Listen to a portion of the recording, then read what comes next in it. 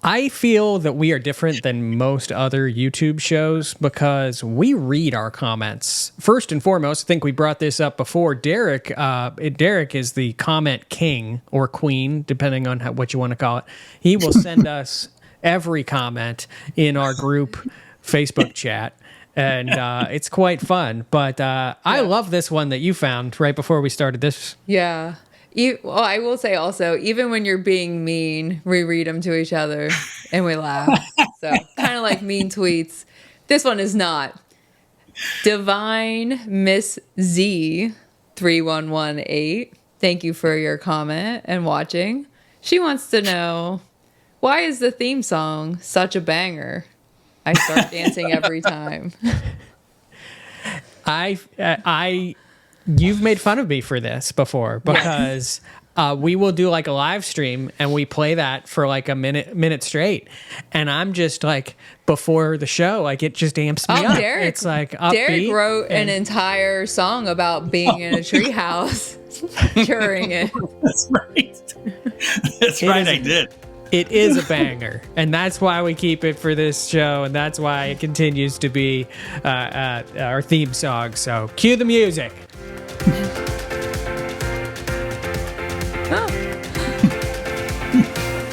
Night at the Roxbury. How do you do it? Yep.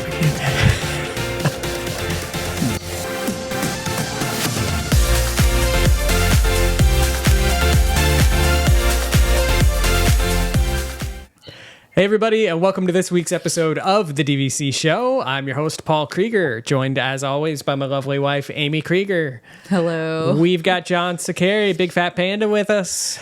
Welcome home, everyone. Senior Sales Associate for the DVC Resale Market, Derek DeBoer. Hey now. And the one and only Jeff Haslam. Oh, we got the finger. Welcome finger back, Panda. Thank you. Glad you're not dead. He technically never left yet because this show will go up before that show. So. Spoiler alert. Spoiler alert. Spoiler alert. Panda dies, a.k.a. I'll miss you. Next show. Yeah, Panda, you weren't here for that. There's a great video on patreon.com/DVC fan if you want to support us over there, where we tried to do the intro of a show, but somehow it went downhill real fast and you died. And then we were like, well, we shouldn't go with that one. I had to tell him it was inappropriate. I mean, after the GoFundMe for my funeral, that would have been okay. Hold on. How is that inappropriate? But all of my Vegas stratosphere jokes have somehow made the cut. Yeah. Well, nobody. Where are we drawing the line? Nobody cares about the dead hookers under the bed, Jeff. About Panda. People love a big cuddly panda, though. So Do you want to just play that song again, and we'll just dance the whole show? we might as well at this point because, I don't even know. News! We're here to talk about everything that Disney and DVC has announced over the past few weeks. And there's a couple doozies that I think shocked all of us, as well as just kind of some normal stuff that you would kind of expect around this time of the year. So we're going to kind of chat through all things that Disney has been talking about recently, share our thoughts, share our opinions. Jeff is going to have some doozy opinions, I know, on the first one that we talk about. So he always... Man, under the bus. I'm always under the bus. I love everything. No, I'm becoming more, Jeff, I've been agreeing with you later on a lot more. Mm-hmm. Team Jeff. That's all I got to say. No. Back to the comments. Don't get that far. Don't get that far. Team Derek first. If you love our shenanigans and everything we do, we are brought to you by the world of DVC Resale Market, where you could buy or sell a Disney Vacation Club contract. Monera Financial, who will assist in financing that DVC resale contract purchase. The DVC Rental Store, where you can try before you buy, rent some points, or rent out your own points and get some cash in your pocket. And our newest brand, Unlocked Magic, where you can actually get the best deals on Disney World or Universal Orlando tickets.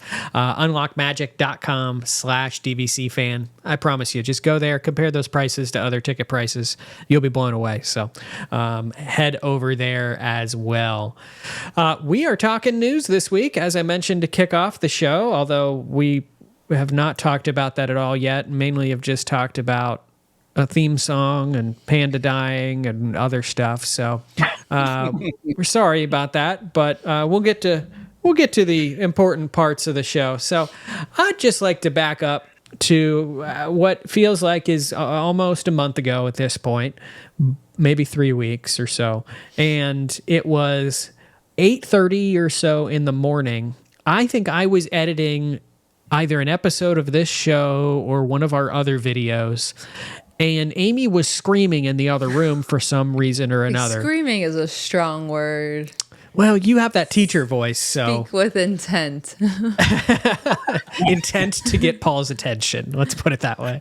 I mean, I did have headphones in, and I was half caffeinated at that point in time. But basically, it was something like, Disney's opening a new park. Not here. And I don't know. was like, Amy started to smoke. Disney's opening a new park. I mean, Paul, you gotta see this. Somebody bring me a sandwich. Thank you, because that's how he made me sound just now. because that's how, okay, I will talk like this. He's trying. I'm trying, yeah. Anyhow, yeah, Disney World, Disney World. The Walt Disney Company is building a new theme park. I'm going to put that in quotation marks with an asterisk, just like they did for that movie that recently came out. What was that? The asterisk that was at the end of it? Thunderbolts. It's sad that Derek came up with that before the rest of us. What is happening here? But Disney has announced that they are starting the process of building a brand new theme park in Abu Dhabi. For those that don't know where Abu Dhabi is, that is basically in Saudi Arabia, so the Persian Gulf area. This has been an area, Dubai is probably the most famous city in this general area that you would be familiar with. And they have been doing a lot of investment in terms of theme parks in that area. They basically have built a Warner Brothers World, there's Ferrari World, there's a Sea World, Universal has a park in the general area. So there's been a lot of investment in this area. So for that reason, this shouldn't be super up. I think I just had a stroke. Surprising. Super surprising. Yep. What's wrong with you, Paul? I'm trying to click on the photo here, put that on the screen, and get back to my article and everything else as we're kind of talking through this. But, Can I just point out, Paul, what we just saw before? Yeah. Starting from the left. Thank you. Starting from the left is the Play Pavilion from Epcot. Behind that is Thunder Mountain.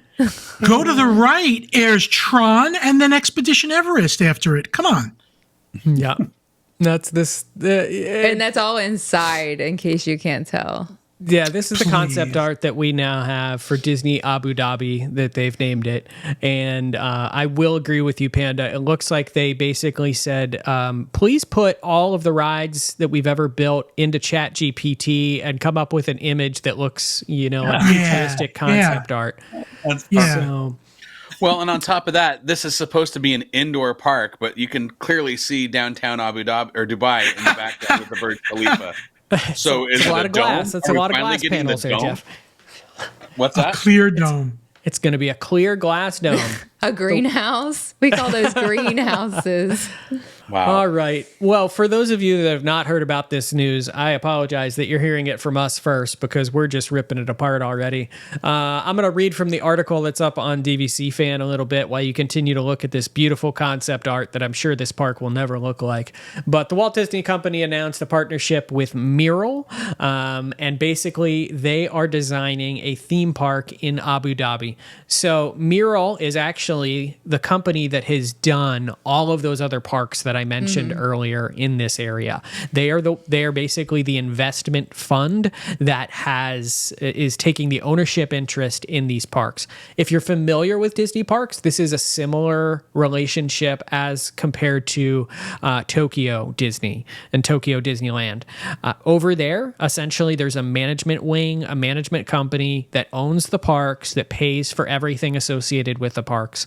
And then there's essentially a licensing agreement with the Walt Disney Company, basically giving them creative control so they can Imagineer rides, develop rides, and all that kind of fun stuff.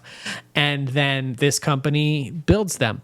So as we kind of unpacked this announcement more and more, to me, it's that Mural has written a blank check to the Walt Disney Company because they're going to be able to basically not spend $1 on this park and reap all of the rewards, reap royalties from ticket sales, from merch sales, from everything, all those sales after the park opens. And in terms of the initial Imagineering, I imagine that Mural and that company is also going to pay to Imagineer all of the next level rides that we will not see in these parks or in the domestic parks for maybe 5 to 10 years or more.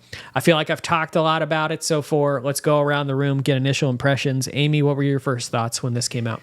Honestly, so it's not technically in Saudi Arabia. It borders Saudi Arabia in the UAE.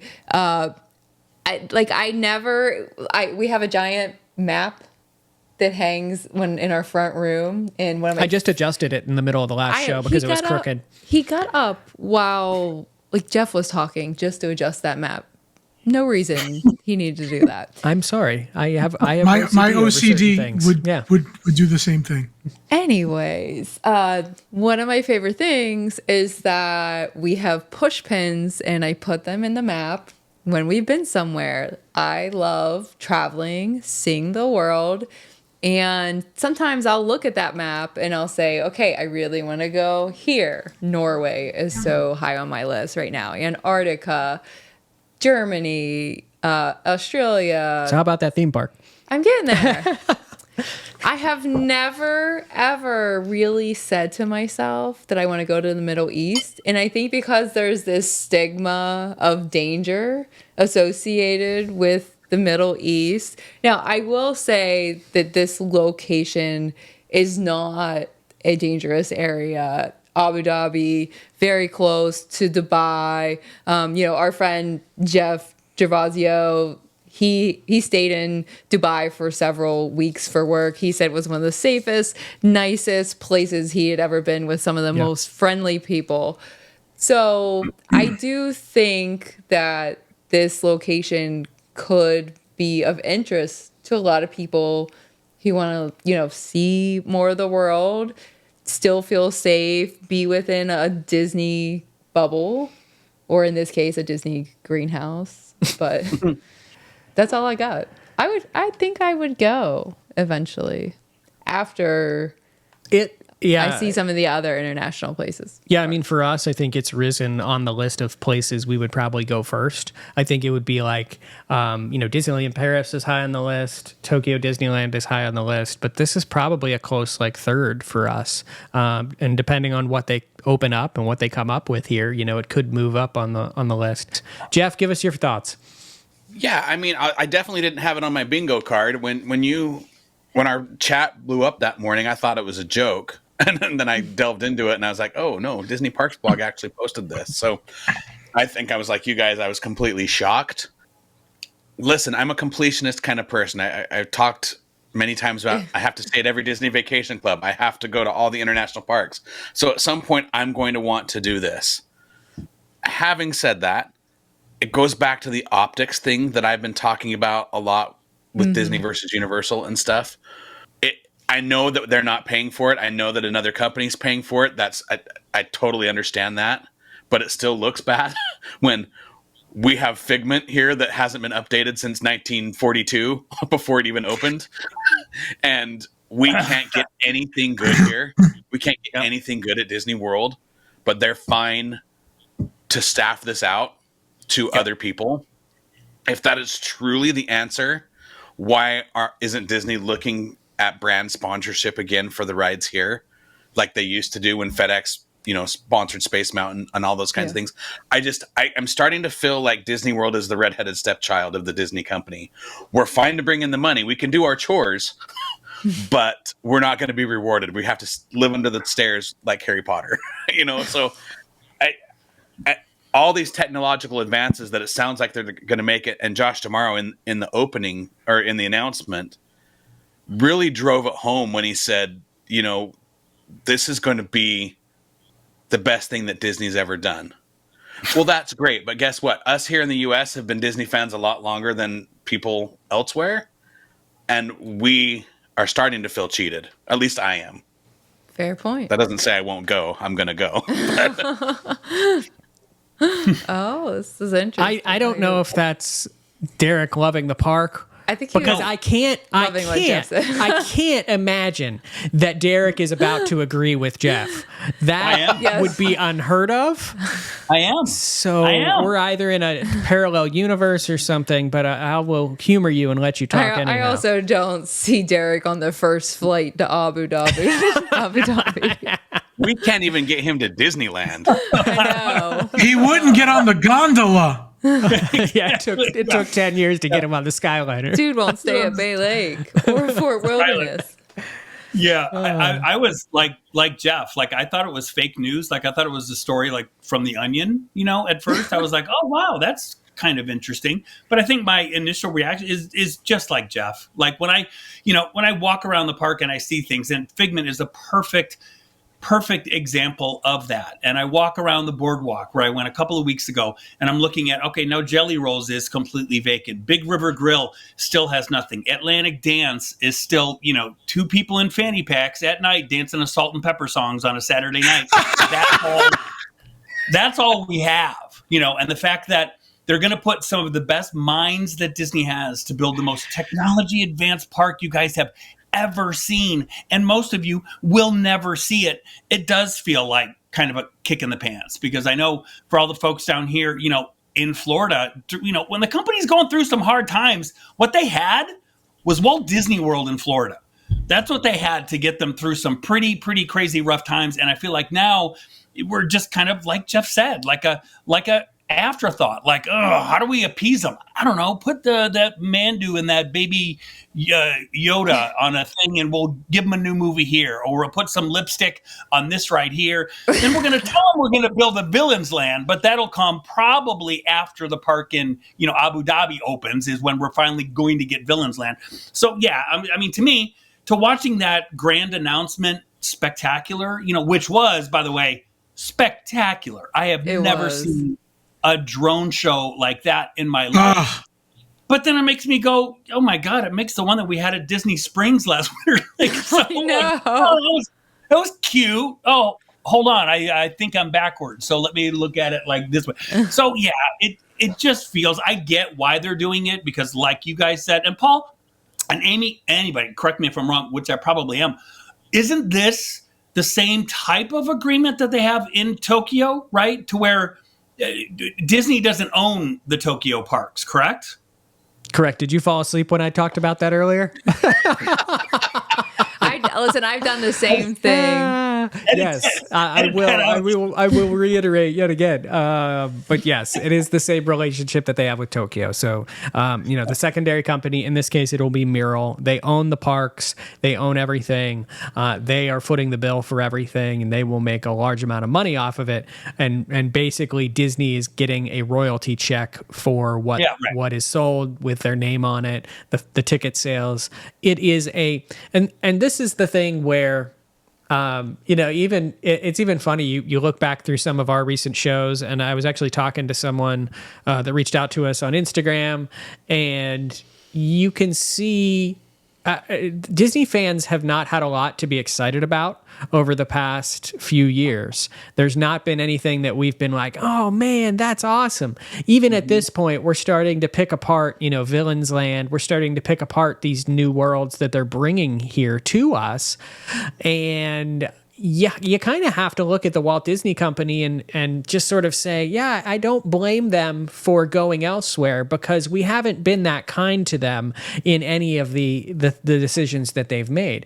And to that degree, why should they invest in us? Because are we going to like it? Are we just going to pick it apart? And so when you have the two options of, do we invest here and actually spend our hard-earned money, Or do we take this blank check, which will allow us to innovate, which will allow us to, just basically open bankroll Imagineering for the next 5 to 10 years? Will we get those rides eventually? Guarantee it. But I think we talked about this in our group chat. I imagine that most of these agreements are written where whatever park those rides are going into, they get a 5 to 10 year exclusivity agreement because they basically bankrolled the Imagineering of those rides.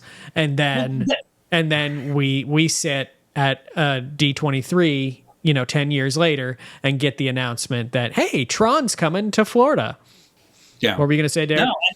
Well, I was just going to say, and I mentioned it on the show, I'm not sure when it's going to air, these shows, when we tape them all together, but my brother just got back from Tokyo, and he went to Tokyo Disney Sea, and he works at Universal. So he, done the Epic Universe, he's done everything, and I finally got to see him a couple of days ago. They both came over, and I go, so tell me, because the only park I wanted to care, I didn't care that they went to Universal in Japan. I didn't even care they went to Tokyo Disney. I didn't care. I said, tell me about Tokyo Disney Sea. And he literally said, I can't even begin to describe. He goes, it is by far the most immersive, most beautiful, most advanced park I've ever even stepped foot in. He goes, I've never been more in awe of a theme park in my whole entire life.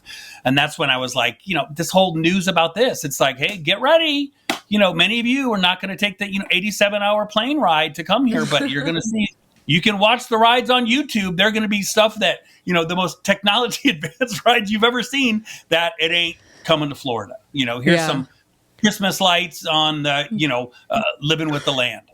And that's and on top of that, okay, so Tokyo has done it well. And even Shanghai and Hong Kong have some really neat immersive rides. That Shanghai Pirates. Oh my gosh, I was just thinking about that. So why is it that everybody else can do it and they can't do it here? I'm done saying, well, it's because somebody else is paying for it. Disney has plenty of money. They're just, to Paul's point, they don't have to. So they don't. There is no payoff. There's no opportunistic value for them, which is really frustrating because they used to be the storytellers. And I keep going back to the decision where we have to have IP on every attraction. That's the only way that we can sell it to the board, is because if we build this attraction, then we can sell action figures and lounge flies and mini ears and everything else. And that's how we do business here. But if you did a poll of people's favorite rides at Magic Kingdom or at Disneyland, it's they're non-IP. IP. Haunted Mansion, Space Mountain, and Pirates of the Caribbean. None of which were based on any IP. And in fact, they launched their own series of movies and TV shows and stuff. So I'm done giving Disney a pass on it's somebody else's cost, so we're just going to write them a check. That doesn't work for me, because look at what Epic did. And I was hard on Epic, and I fully admit that I was hard on what Universal, from a ride standpoint, did, but from a theming standpoint, there's nothing like it. So why is it so difficult for Disney to say, you know what, this is what we invented? Disneyland is the barometer at which every other theme park has ever been measured by. Walt designed that park from the ground up, and we can't ever seem to hit that goal ever again. I don't understand it. We say that, though, and you and I have talked about this before, where I would argue that Epic didn't innovate. If you look around Epic, there's really nothing in terms of the rides that is a new concept. Maybe you could argue that Ministry does fully innovate on a new ride vehicle. But even when you start to unpack that ride vehicle, it's the culmination of a lot of things that have happened in the technology world over the past few years. They went heavy into IP. You can't argue there that they've built 4 lands over IP. I do think what they did with Celestial Park is very innovative, because that they did basically say, hey, let's build a story around why we are going to these 4 portals, why we are going to these different universes. And I even just saw, to think forward far enough where they built the gate of the park. And as of recording this, we are 2 days before the opening of Epic. So it will be open by the time this happened. But a day ago, the front gate of the park has little circular pieces all through it. And only one night ago did they put in the 4 pieces that are the 4 portals of that area. There are 2 empty spots on that gate because there are 2 expansion pads for Epic Universe. To be that sure of yourself, oh, bless you. I'm kidding. I tried to say wicked with my sneeze. But to be that sure of yourself, that is what I wish Disney would do more than anything. We're not going to, unfortunately, I would love exactly what you said, Jeff, to happen. And I would love for them to go back to being the innovation company and double down on an idea before it's a movie or before it's an IP. But I just don't think we live in that universe. I don't think we live in that reality anymore. Hold on. My hot take with Abu Dhabi, and I did not go yet, so I'm just going to give you a quickie. Yes, I was going to tell you that. No, that's okay. It's hard to keep track of. I was disappointed when Iger said, I can't think of a better place in the world to put our new theme park. Yeah. That to me, he's dead to me now. He can just leave. You're taking up. I mean, you are the champions of human rights. I understand that Abu Dhabi there is a microcosm of everything. It's very advanced. I don't think women have to cover up or anything there. But the area around it, women's rights, human rights. The least you don't say that it's the best place that Disney, supposedly the champion of inclusivity, could put their park. You just don't say that. You could give reasons why. I just thought that was very insincere and, just a cash grab. But I'm glad they're going to make money. It goes back to the PR battle that I've been harping on that they've been losing. Universal will launch a new ride and we get a lounge. It's just like they don't have to put everything on the front page when they're making an announcement. To Panda's point, their 5th key is inclusion, and there's definitely some problematic. And if you look at any of the internet forums, they're very aware now that they may have made a misstep in how they announced that, because there's a lot of people upset at this location. But back to Paul and I talking about the lack of innovation, I agree with you, Paul. Which is why I say I've never been the one that says when they build something at Disney, it has to be an e-ticket giant, Guardians of the Galaxy type attraction. The biggest problem with Hollywood studios right now is there's too many e-ticket attractions. There's not enough of the little stuff, the Peter Pans, the Winnie the Poohs, the Country Bear Jamborees, the stuff that still pulls people out of lines but makes it a full day park. There's a reason that Rock and Roller Coaster is never less than 90 minutes. It's because everybody's in line for it. And they all go from one to the next, Yep. And losing Muppets is going to... When people say, we need a 5th gate, we need a 5th gate. Not yet. Because Animal Kingdom has 4 rides. We need all of the dark rides that we used to get. They don't have to be the greatest thing ever. Give me an Aladdin roller coaster on a flying carpet through the Cave of Wonders. That's very simple. Yeah. They already have the technology, build the thing around it, and get it on the ground so people can actually get value for their money when they go places. Yeah. My biggest concern out of this announcement is what's going to happen come... This announcement's so new, but you don't know how long it's been being worked on behind the scenes. But we've got Destination D23 coming up here in August, and that is here at Walt Disney World. We will actually be attending that event, so it'll be exciting to see what Josh D'Amaro comes with and announces.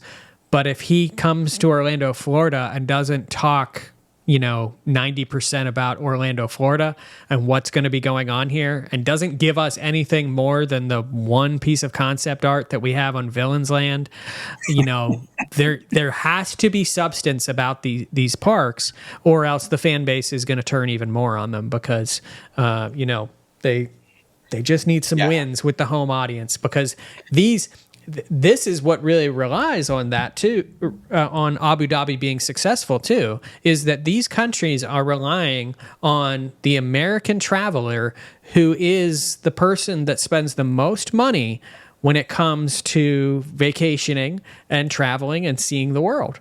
And they want these people to come here and spend their money. That's the whole goal. The weird thing about this area and these parks is you can't say that the parks that they've built in Abu Dhabi or that Mural has built to date have necessarily been successful. They're pretty dead. you can throw a bowling ball down on most days. Like, it is crazy how empty these places are. They're trying to build this tourism industry, but it's not actually happened yet. Is Disney the thing that really kicks it into high gear? I don't know, because in our eyes, when we start to think about going there, the cost of a flight of getting there is going to be crazy. There's a lot of factors. The accommodations there are a lot more expensive than they are, here. So that cost of that vacation, that's a lot more money. So it'll be Abu Dhabi interesting. is not known for the value resort. That's for sure. That is a No, they have to high-end build something. place. They have to build something amazing to get me to go there. Yeah. So it'll be interesting. I don't want to spend the whole show kind of talking on this, although we've spent half the show talking on it. But it's the biggest news that anyone's been waiting for Disney to actually make a move on. They are building a new theme park. Put the asterisk, Thunderbolts. Thank you, Derek. But they are, with the help of Mural and a lot of money that Mural is putting up, building a new theme park. So it's exciting. It hopefully means in the future some good things for these domestic parks as well. I think we will see, it benefit us in the future. Can I just add one thing? Sorry, I know we're trying to move on, but it got me thinking when you guys were talking about why is, no one concentrating, thinking about Florida. I even wonder when it comes to Disney Vacation Club, is it our blessing and a curse at the same time? Does the company overall in these, big board meetings behind the scenes go, you know what? We've got tens of thousands, hundreds of Disney Vacation Club members that own these resorts in Florida. They're going to come anyway. Like, do we think that any of that has anything to do with the success? And I know we're going to talk about, the direct sales numbers that have been happening with Disney, which are very, very strong, which is fantastic. But do we think that, does anybody look at that and say, God, you know what? Where they got those people that are coming to Florida? Do we need really to go above and beyond? Because they're coming anyway. They've already prepaid their vacations for the next 40, 50 years. They're going to come. So they're fine if we give them a little thing here and a little thing there. I just wonder, does that come into play? I'm sure that is most certainly a factor. No. That's all I have to say.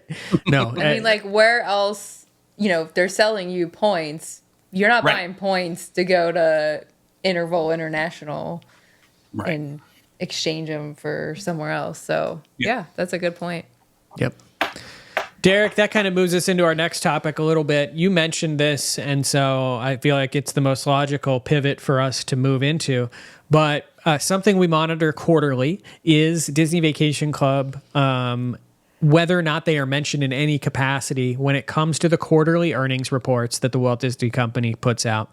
And this most recent quarter, which would have been the Q2 earnings report, which was announced on May 7th, there was actually a mention of a positive contribution that Disney Vacation Club paid to this. So that can be done multiple different ways. We know that direct sales for the Island Tower, the Polynesian Island Tower, actually came online during that Q2 period.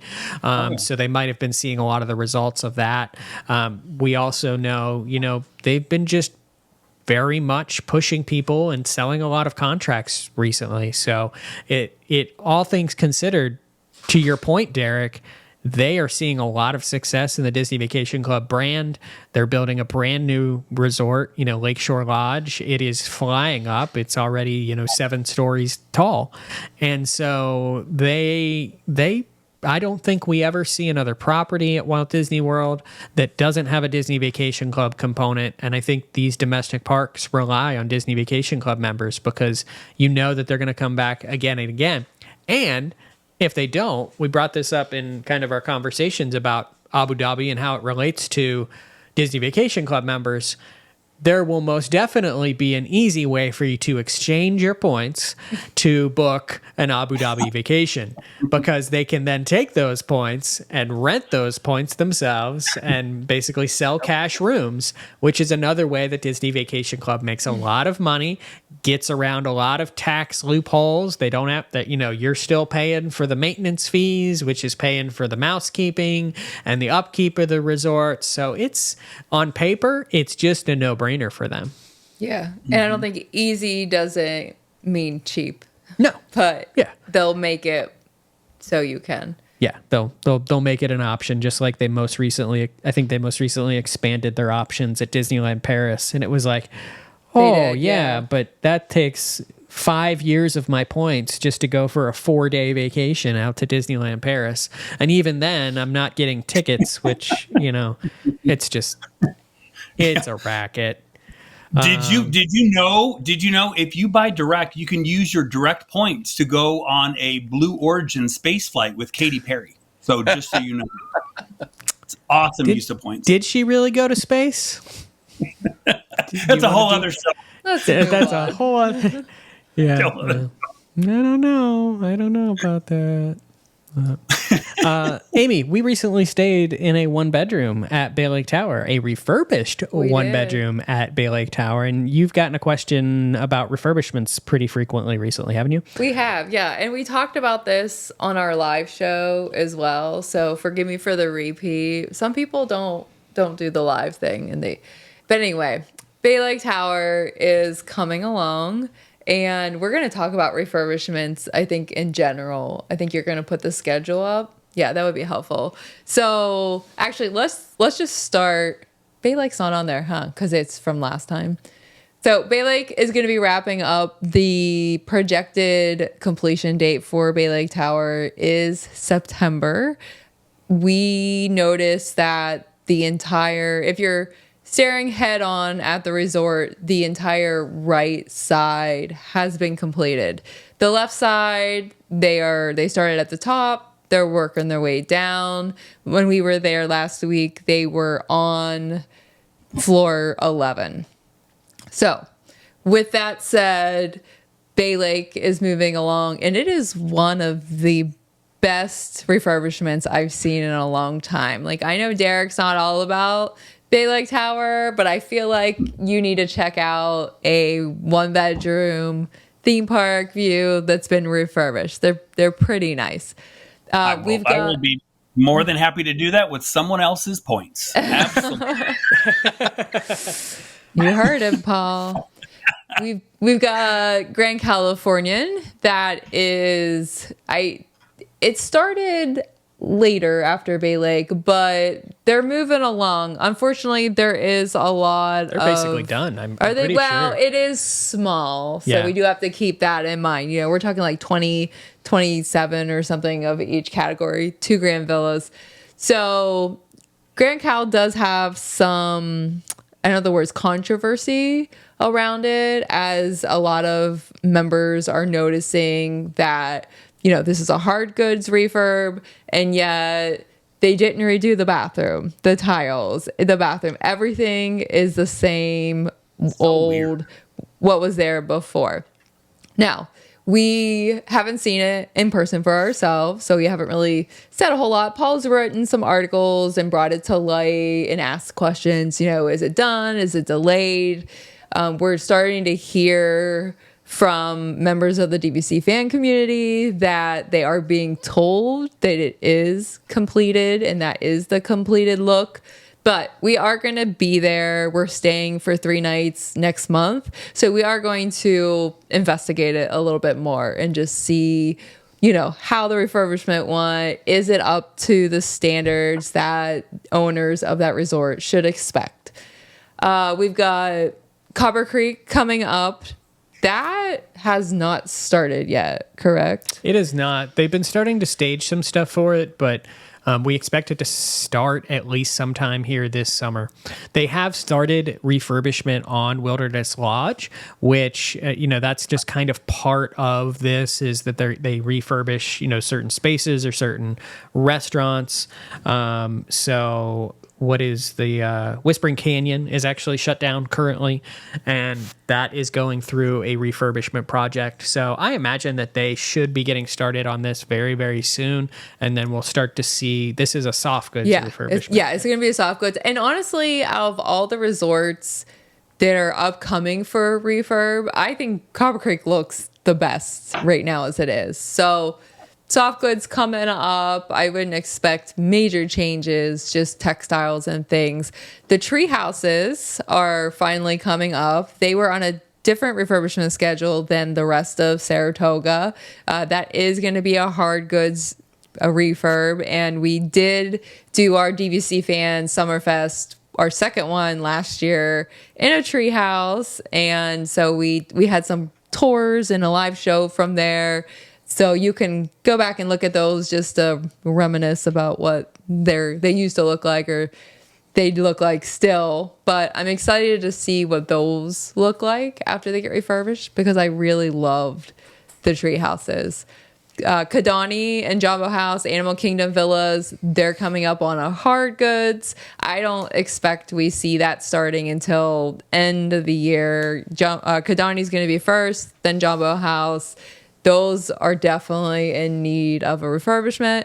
And then the last one is going to be Old Key West. And I feel like we were just getting into the DVC world when Old Key West was finishing up its refurbishment. Hard goods, yeah. It was a hard goods. This is going to be a soft goods. But I just can't believe that much time has passed since then. But if you do anything with Old Key West, please put a different dresser in, put a bigger TV in, or rearrange things so you don't have to have a giant metal chain holding a dresser to the wall. It looks tacky. It is pretty tacky. And I know, Jeff, you went to one of the most recent condo association meetings, the quarterly meetings that they're having now.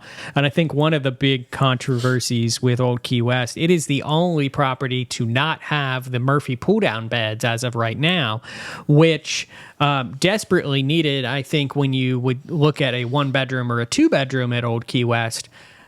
The deluxe studios are where you get into kind of a scratch your head moment, because it is one of the only DVC properties to have 2 beds in the deluxe studio properties. So do you actually get rid of a bed and put in a Murphy? Well, and what they said in the last condo meeting is they're looking at that and they're trying to solve some design issues which come from a lot of the rooms where they're situated in those buildings, because a lot of those are also lock-offs. Mm-hmm. They don't really have a spot for a Murphy bed, just the way that they've designed. So they'd have to totally rebuild them essentially, or just kind of stick with what they've already done and just keep it the only one. Yeah, I kind of like the option of having the queens. I think a lot of people like that as well. And I was actually really sad that they took that away from the Vero Beach in rooms, the 2 queen beds. Here's the thing, when they do these refurbishment projects that I always scratch my head about, is they're like, we took into consideration member feedback. Now, if you took into consideration the feedback at the quarterly condo association meetings, I have multiple comments on that. First, in December, that meeting is basically people that have owned Old Key West since inception, and they have basically hard beliefs about the direction of the Disney company. So if you're taking into those as kind of how you're going to do these refurbishments, you're not really capturing the bulk of today's audience. The other thing is, if any of the other feedback at the quarterly meetings, the only person attending those right now is Jeff. So basically, you're singularly taking Jeff's feedback into account. And that's only because you make me go. That is true. Yes, I have never seen a survey floating around asking about refurbishment Such preferences. an easy. You just got a survey earlier today about Member Magic Beyond, and to give a survey. I'm having trouble talking today. To give a survey about Member Magic Beyond and not really ask any leading questions in it. There was no leading questions whatsoever, other than what benefits did you like, what benefits didn't you like. Really, no opportunity to say There was some comment spaces where I could write, fill in the blank, if you will. But there was no how would you feel about this? How would you feel about this? Ask the question you're thinking that made you do this survey in the first place. And how simple would it be to just send out a survey to Disney Vacation Club members asking what they would like in a soft goods or hard goods refurbishment? Because that's truly, figuring out and answering these questions. And to this argument of Old Key West, ask them, would you prefer a Murphy bed or would you prefer the 2 beds? And, Derek was shaking his head earlier. I think he wants 2 beds. Even when you go to make your payment online, they could just ask you 2 questions, and they would get a lot of members that pay it that way. Yep. I think they just posted on the Disney blog that the rooms in Abu Dhabi will have no chain attached to the dresser. So That's exciting stuff. It is exciting. Well, to that point, Paul, and Derek mentioned this earlier about, he mentions it all the time, and it's one of my favorite things. He always says, when they great. surveyed their guests, they're not, because at the last condo association meeting, I brought up, I always like to throw them a curveball. I like just to see if they're paying attention. And I asked them, our people in our group constantly ask the question, Old Key West and Saratoga Springs, why there aren't more freestyle drink machines That's a big around. one. You want to sell the refillable mug at $40 a pop? Make it so everybody can use it, because I can tell you, if I'm in the North 40, I'm not using my refillable mug. I'm not. Honest to God, Paul, the deer in the headlights was like, we've never thought of that. And then somebody tried to pull it off of, well, there's bees. There could be bees. The syrup gets around, and then there could be bees. It was just like, How did we get to bees? There could be bees anywhere. if we're the ones coming up with all the ideas, then we need a spot on the board, because that's not a pie in the sky thing, Right. And isn't there an entire at Wilderness Lodge, don't they have a whole soda thing outside by Geyser Point? They do, yeah. And So at actually, Ollie Tower too, by the pool. Yeah, I don't see those overrun with bees. last I checked, there weren't a lot of bee stings happening at either of those resorts. But maybe I don't see all the data or all of the surveys. Yeah. Only the resale members are attacked by bees. Just so you know. We recently got some, just going to kind of, luckily the rest of the news is soft here for the rest of the show. So, I think we've talked, the meat and potatoes of this show is done with. So you can turn us off and tune to another podcast if you want to. The other big news that came out, we did get dates for the 2025 Epcot Food and Wine Festival. So that'll be running this year from August 28th, this lady's birthday, until November 22nd. And so it does seem like it's maybe running a little bit longer into November this year. So same stuff that you would normally kind of expect to see with the Food and Wine Festival. One of my favorite memories from Food and Wine ever is this picture right here, Remy's Ratatouille hide and squeak event. This was actually one night we were there later. We weren't expecting to be there. This was like a really impromptu trip. And we then just spent the night just walking around and doing Remy's hide and squeak. That's actually not what that picture's from. That picture's from the second time we did it. Well, I have a first picture somewhere. I just obviously didn't find it, but No, we've done it. I'm so glad you didn't deny it was from Remy's Ratatouille hide and squeak. Because I was gonna be like, that would have been a flex. Not Ratatouille. We were just holding it up at a random location. No, yeah, it was a lot of fun. I just remember the first time we did it, we actually canceled a bunch of fast passes we had. You didn't pay for them back then. And then we decided to do that instead. But that's from the second time we did it. There's also the Eat to Beat concert series, which always has some amazing bands there. I feel like the first year that Jeff moved to Florida, you went to like 25 Eat to Beats or something. Well, like 2. We went to 2, which is like 25, but less. I felt like just every time I was like, hey, what are you doing tonight? Oh, we're at Eat to Beat. Yeah, because that's how often Paul texts me. It's like twice a year, and it just happens. No, I'm kidding. No, we did. And I do like, that is my favorite thing about Food and Wine is the Eat to the Beat concert. And we actually usually do at least one dining package. I never book it until I know who's coming. But there's always the usuals. Boys to Men will always be back. So the bands weren't announced yet, were they? No, not that I've seen. No, yet. No, not that I've seen. But I know Hanson has been there in the past. Yeah. Boys to Men. Who was it that you saw last year, Jeff? Tiffany. Tiffany. That was it. I think she's alone now. Yeah, I think she should be alone now. Also announced the same day of the Food and Wine Festival was the Halloween party for this year. So Mickey's Not So Scary Halloween Party is back for Does that start on my birthday, July 4th? Like Amy's? It should, because I feel like it always Be surprised. August 15th. So August 15th to October 31st, we have the Halloween party, and I'm going to be 100. Go ahead, Panda. In less than 3 months, Halloween is here.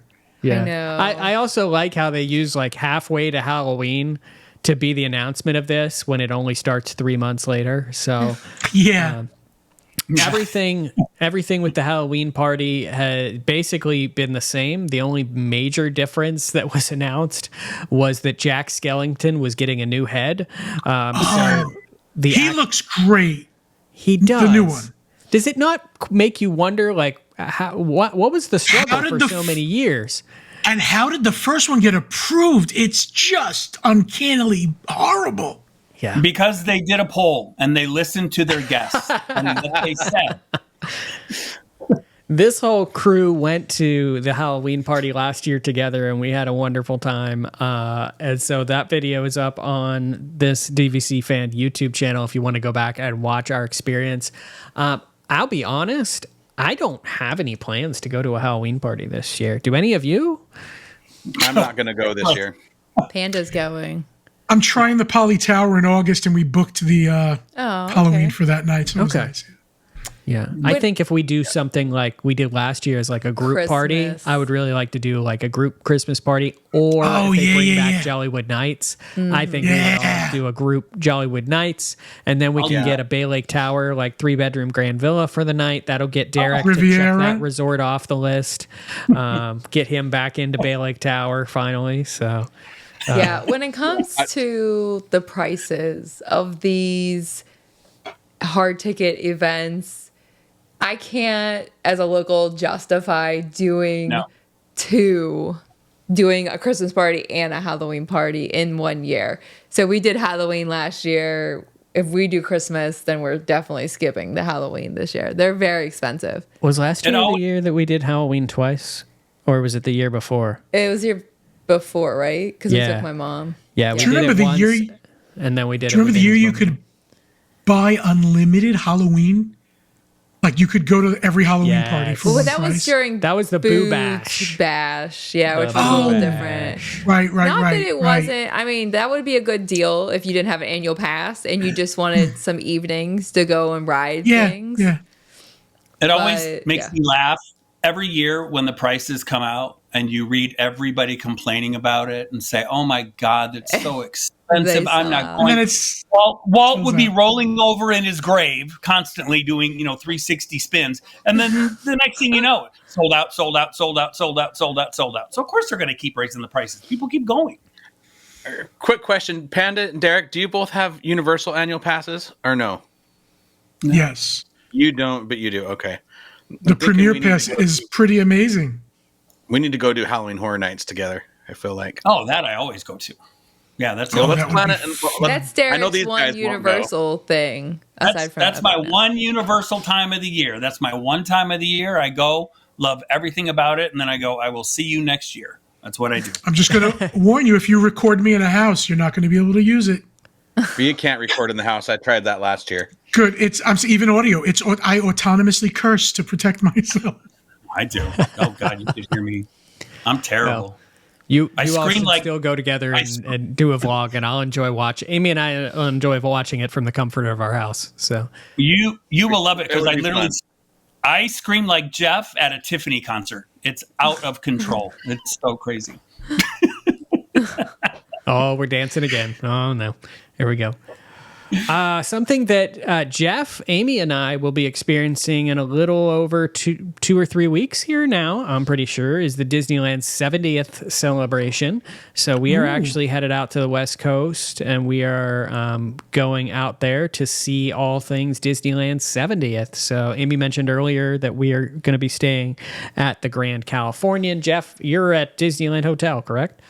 Correct. Yeah, so you're checking out the villas at Disneyland Hotel. I am loving those colors to the 70th logo. Yep. I'm going to have a hard time not buying up all the merchandise. Yeah. And for those of you that are going to be out there or that are West Coasters and DVC members, they did recently announce a couple special member viewing areas for the various parades and nighttime spectaculars out there. So there are specific viewing areas if you want to see the daytime Pixar Pals celebration, which is in California Adventure, or if you want to see some of the nighttime exclusive the World of Color Happiness.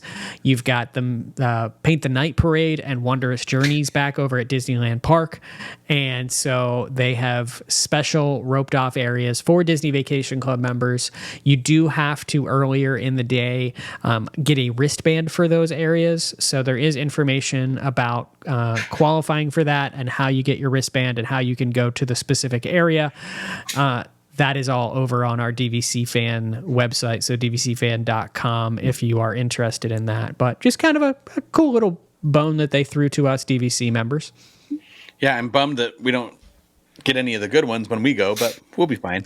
Get the daytime parade, so that'll be okay. Yeah. And then we'll just camp out for the other ones. So Paint the Night's like one of my favorite parades ever out there. So I can't wait till they tell us the dates for the nighttime parade at Magic Kingdom. It's got to be soon. When is that supposed to start? They said summer. Summer. Summer is upon us. It's coming. But unless they spent the money on the Buzz Lightyear guns, maybe. I don't know. But it's gonna what? If they roll it out in the summer, does it run for a month and then Halloween happens? It's supposed to be permanent, but it will run through Halloween and Christmas. So they can have it before the park closes for the parties. Yeah, they usually would do that if it's dark enough. Guess we'll find out. We'll find out with the rest of you. I feel like there was maybe one or two other news topics, but again, we're just like grasping at straws with some of these at the moment. We talked about Abu Dhabi was the big news that happened. There's no other real big Disney Vacation Club news that's really happened over the past few weeks. But if anything else does come up, we'll let you know about it on the DVC Fan website. So again, dvcfan.com.